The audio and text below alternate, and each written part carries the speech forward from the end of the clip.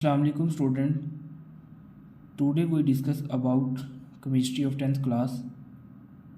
First chapter states of matter and phase changes.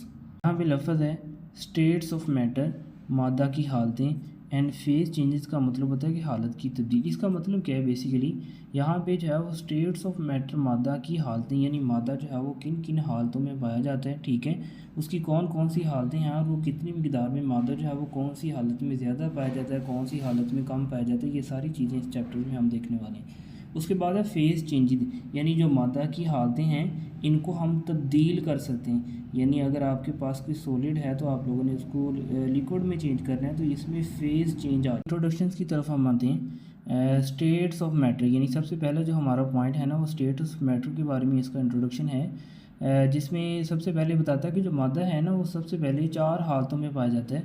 वो कौन सी उसकी स्टेट्स हैं? सबसे पहले है जी गैस, यानी उसके बाद है हमारे पास लिक्विड है, उसके बाद हमारे पास ठोस है और ये हमारे पास प्लाज्मा है।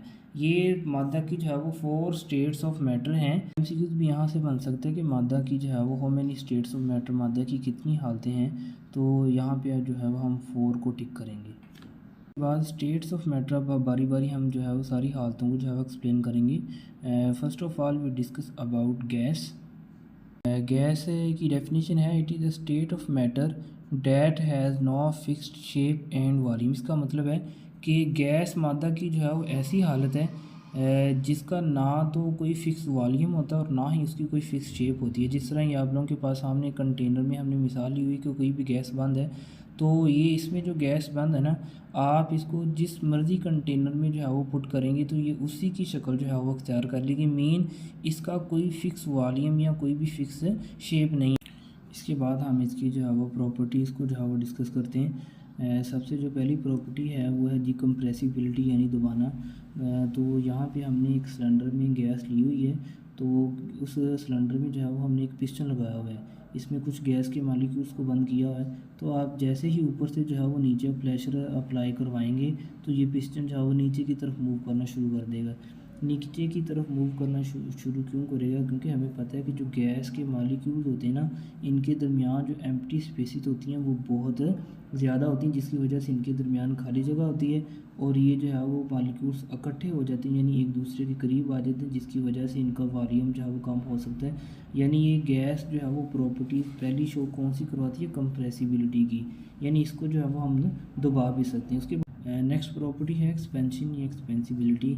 इसका मतलब है कि गैस कितना फैल सकती है। Gas molecule expand randomly due to the high kinetic energy. जो गैस के मालिक्यूल्स होते हैं इनकी काइनेटिक एनर्जी मादा की बाकी जितनी भी हालतें हैं गैस की काइनेटिक एनर्जी मालिक्यूल्स की सबसे ज़्यादा होती है। इस वजह से ये बहुत जल्दी जो है वो एक्सपेंड कर जाती है, ठीक है। हमने गैस की प्रॉपर्टीज़ को जो है वो कुछ डिस्कस किए। नेक्स्ट काइनेटिक मॉलिक्यूलर थ्योरी के बारे में आ जाता है, वो इंशाल्लाह जो है वो हम अगले लेक्चर में जो है पढ़ेंगे। तब तक के लिए अल्लाह हाफिज़।